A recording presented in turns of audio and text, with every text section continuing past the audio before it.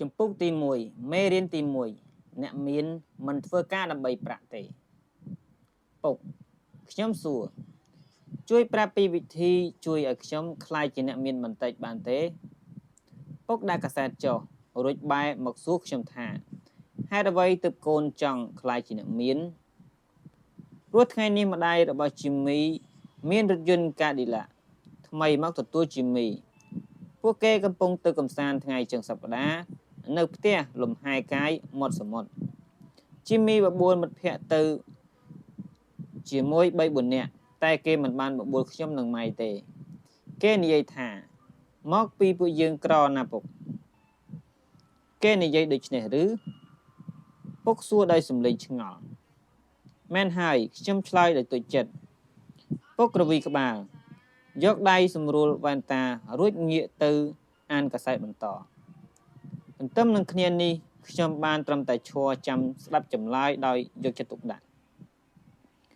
រឿងនេះកើតឡើងនៅក្នុងឆ្នាំ1956ពេលខ្ញុំមានអាយុ9ឆ្នាំអាចមកពីវាសនាកំណត់ឲ្យខ្ញុំត្រូវមករៀននៅក្នុងសាលាមួយជាមួយនឹងកូនអ្នកមានខ្ញុំរស់នៅទីក្រុងហាវ៉ៃដែលមនុស្សភាគច្រើននៅទីនេះជាកម្មករចម្ការអំពៅម្ចាស់ចម្ការនិងអ្នកធុធាដូចជាពេទ្យមេធាវីម្ចាស់ធនាគារនិងធុរជនសុទ្ធតែបញ្ជូនកូនមករៀននៅសាលាបឋមសិក្សារបស់រដ្ឋបន្ទាប់ពីរៀនចប់ថ្នាក់ទី6ពួកគេក៏ឲ្យកូនទៅរៀនបន្តនៅសាលាឯកជនប្រសិនបើផ្ទះខ្ញុំស្ថិតនៅប៉ែកម្ខាងទៀតនៃផ្លូវខ្ញុំប្រហែលជាបានរៀនជាមួយមិត្តភ័ក្តិដែលមានស្ថានភាពគ្រួសារប្រហាក់ប្រហែលគ្នានិងពេលរៀនចប់ខ្ញុំប្រហែលជាបានរៀនតនៅសាលារបស់រដ្ឋពុកដាក់កាសែតចុះបន្ទាប់ពីអង្គុយនៅស្ងៀមទុកឲ្យខ្ញុំចាំយ៉ាងយូរបើចង់មានកូនត្រូវចេះពីវិធីរកប្រាក់ពុកនិយាយដោយសំឡេងធម្មតាតែខ្ញុំអាចរកប្រាក់បានតាមវិធីណាទៅខ្ញុំសួរប្រើអ្វីដែលមាននៅក្នុងខួរក្បាលរបស់កូនទៅពុកឆ្លើយរួចញញឹមប្រៀបដូចជាចង់ប្រាប់ថាពុកប្រាប់បានតែប៉ុណ្្នឹងទេឬមួយថាពុកក៏មិនដឹងដែរកុំសួរច្រើនហ៊ុនគ្នាបង្កើតធុរកិច្ចដំបូងបំផុតថ្ងៃបន្ទាប់ខ្ញុំប្រាប់រឿងនេះឲ្យម៉ៃ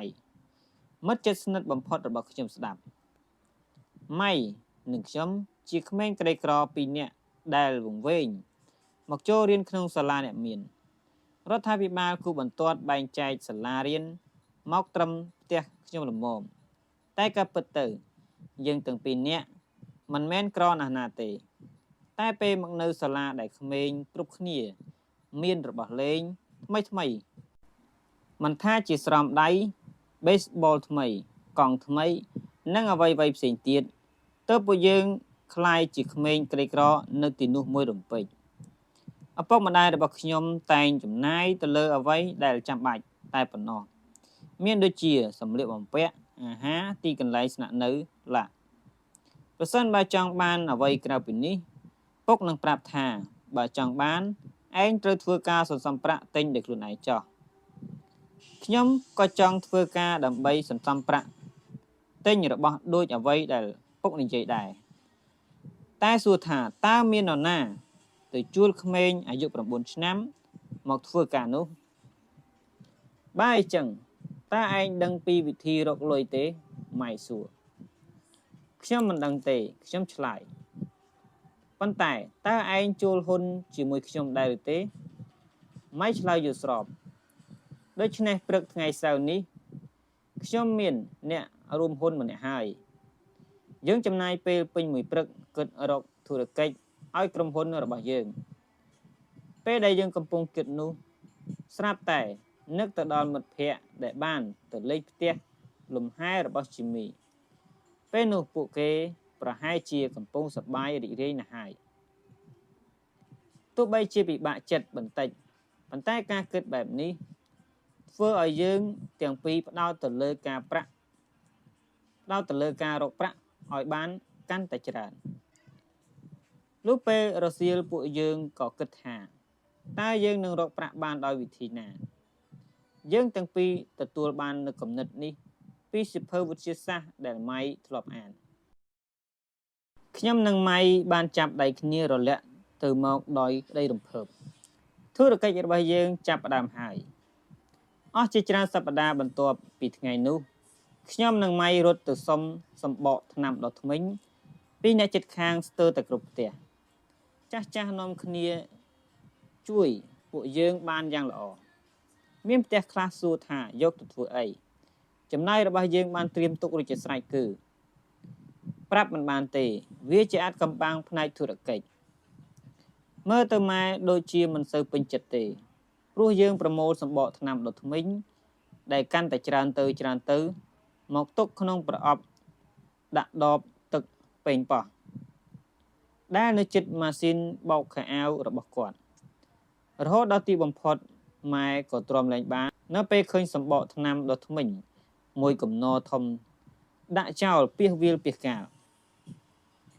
ពួកឯងនៅគ្នាធ្វើស្អីនឹងម៉ែកំហុកឲ្យកុំមកនិយាយថានេះជាអាកំបាំងធុរកិច្ចណា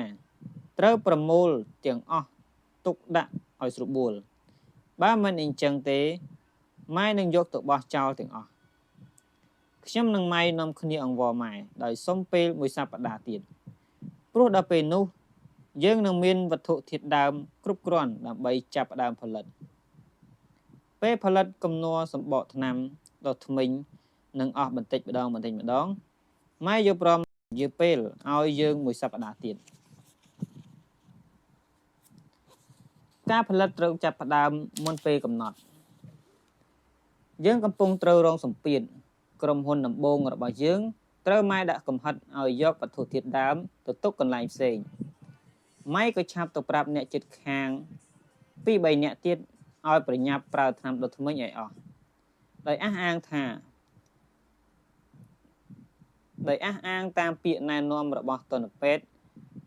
ដែលប្រាប់ឲ្យដុសធ្មេញឲ្យបានញឹកញាប់ចំណែកខ្ញុំមានតួនាទីត្រៀមដំណើរការផលិតដែលនឹងកំពុងចាប់ផ្ដើមថ្ងៃមួយពុកនិងមិត្តភ័ក្តិរបស់គាត់ជិះរថយន្តមកមើលថាតើក្មេងអាយុ9ឆ្នាំ2នាក់នេះខ្ញុំនិងម៉ៃកំពុងធ្វើអ្វីដែលគាត់មើលឃើញគឺដំណើរការផលិតដែលកំពុងតែដើរទៅមុខមានម្សៅកំពប់រាយប៉ាយមានដបទឹកដោះគោដែលប្រមូលពីសាលារៀននៅលើតុហើយចង្ក្រានអាំងមានធ្យូងឆេះក្តៅគគុកពុកត្រូវចតរថយន្តនៅខាងក្រៅព្រោះសប្បកម្មរបស់យើង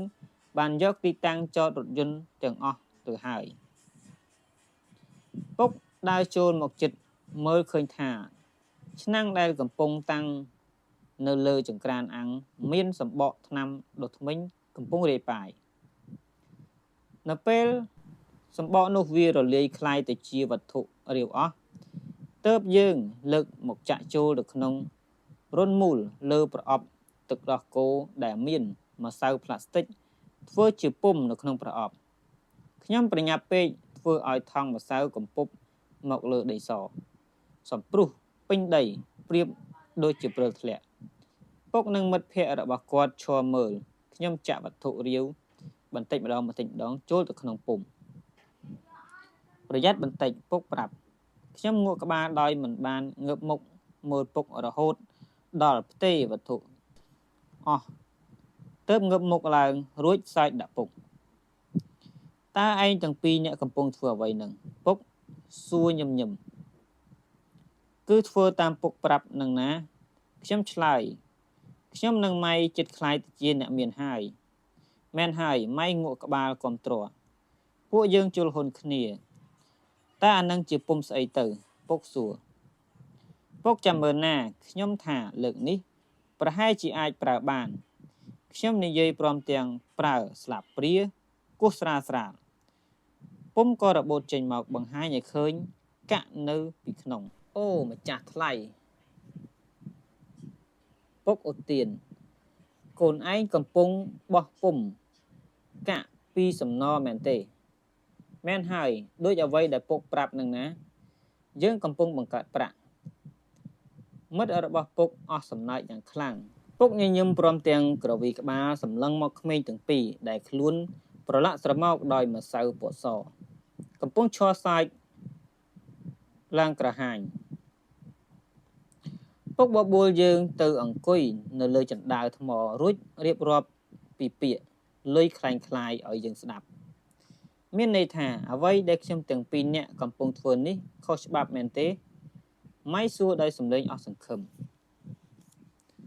បណ្ដោយតាមក្មេងទៅមិត្តរបស់ពុកនិយាយនេះគឺជាគំនិតច្នៃប្រឌិតណាមែនហើយកូនការបង្កើតលុយคล้ายคล้ายជារឿងខុសច្បាប់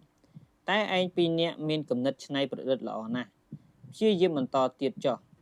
ពុកមានមោទនភាពលើពួកឯងទាំងពីរនាក់ណាម៉ៃនិងខ្ញុំអង្គុយអស់សង្ឃឹមប្រហែល20នាទីហើយក្រោកឡើងប្រមូលរៀបចំសម្អាតកន្លែងឲ្យបានស្អាតដូចដើមវិញធ្វើកិច្ចរបស់យើងចាប់ផ្ដើមនឹងបញ្ចប់ក្នុងពេលតែមួយថ្ងៃខ្ញុំមើលមុខម៉ៃរួចនិយាយថាជីមីនិយាយត្រូវយើងក្រមែនហើយពុកបានលឺអ្វីដែលខ្ញុំនិយាយទើបគាត់ប្រាប់ថាពុកចង់ឲ្យឯងចាំថាមានតែមនុស្សសុខចិត្តចាញ់ដោយងាយងាយប៉ុណ្ណោះដែលក្រសំខាន់បំផុតគឺកូនបានចាប់ផ្ដើមធ្វើវាហើយទន្ទឹមនឹងអ្នកផ្សេងបានត្រឹមតែគិតហើយស្រមៃចង់ខ្លាយជាអ្នកមានតែឯងទាំងពីរអ្នកហ៊ានធ្វើហើយធ្វើយ៉ាងយកចិត្តទុកដាក់ពុកមានមោទនភាពចំពោះកូនទាំងពីរណាស់ពុកចង់ប្រាប់កូនថាចូលព្យាយាមទៀតកុំចោះចាញ់យល់ទេខ្ញុំនឹងម៉ៃនៅស្ងៀមមួយសន្ទុះសម្ដីរបស់ពុកស្ដាប់ទៅដូចជាពីរោះតែมันបានជួយធ្វើឲ្យយើងគិតឃើញថាតើយើងគួរធ្វើអ្វីបន្តទៀតនោះទេហេតុអ្វីបានជាពុកមិនខ្លាយជាអ្នកមានខ្ញុំសួរព្រោះពុកសម្រេចចិត្តធ្វើជាគ្រូអ្នកដែលធ្វើជាគ្រូមិនចាប់អារម្មណ៍រឿងមានបានទេពុកចូលចិត្តបង្រៀនច្រើនជាងពុកក៏ចង់ជួយកូនដែរតែពុកមិនដឹងរកវិធីរកប្រាក់ឲ្យបានច្រើននោះឡើយ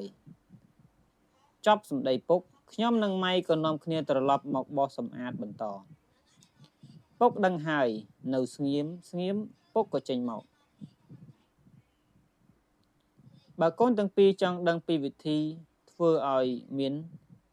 ហេតុអ្វីក៏កូនមិនទៅសួរពុករបស់ម៉ៃពុកខ្ញុំឬម៉ៃសួរដោយឆ្ងល់មែនហើយពុករបស់កូននឹងណាព្រោះធនាគារម្នាក់បានប្រាប់ពុកថាពុករបស់ម៉ៃពូកែរកប្រាក់ណាស់ពិតមែនឬម៉ៃមិនសូវជឿហេតុអ្វីទើបយើងគ្មានរថយន្តទំនើបគ្មានផ្ទះធំដូចក្មេងអ្នកមាននៅក្នុងសាលានោះការមានរថយន្តស្អាតឬផ្ទះធំមិនមែនមានន័យថាពួកគេពូកែរកប្រាក់នោះទេពុករបស់ជីមីធ្វើការនៅក្នុងរោងចក្រស្ករសមិនខុសគ្នាពីពុកឡើយពុករបស់ជីមីធ្វើការឲ្យក្រុមហ៊ុនពុកធ្វើការឲ្យរដ្ឋក្រុមហ៊ុនទិញរថយន្តឲ្យពុកជីមីប្រើតែពេលនេះឮថាស្ថានភាពហិរញ្ញវត្ថុរបស់ក្រុមហ៊ុនមិនសូវល្អប៉ុន្មានទេហើយពុករបស់ជីមីអាចគ្មានសល់អ្វីទាល់តែសោះក៏ថាបានចំណែកពុករបស់កូនម៉ៃមិនដូចគេនោះទេគាត់កំពុងតែបង្កើតបណ្ដាញធុរកិច្ចធំហើយនឹងក្លាយទៅជាមហាសេដ្ឋីទៅអនាគតរឿងដែលពុកប្រាប់ធ្វើឲ្យយើងត្រេកអរហើយមានកម្លាំងចិត្តមួយរំពេចយើងទាំងពីរប្រញាប់បោសសម្អាតហើយអង្គុយរៀបចំគម្រោងថាតើត្រូវទៅជួបនិយាយជាមួយឪពុករបស់ម៉ៃដោយវិធីណាម៉ៃប្រាប់ថាពុករបស់ខ្ញុំត្រឡប់មកផ្ទះយប់ព្រោះគាត់មានការងារច្រើនពុករបស់ម៉ៃជាម្ចាស់ចលនាទ្រព្យច្រើនកន្លែងមានទាំងឃ្លាំងក្រុមហ៊ុនសំណង់ហាងលក់ទំនិញថែមទាំងជាម្ចាស់ភោជនីយដ្ឋាន3កន្លែងហើយច្រើនតែធ្វើការនៅភោជនីយដ្ឋានរហូតដល់យប់ជានិច្ច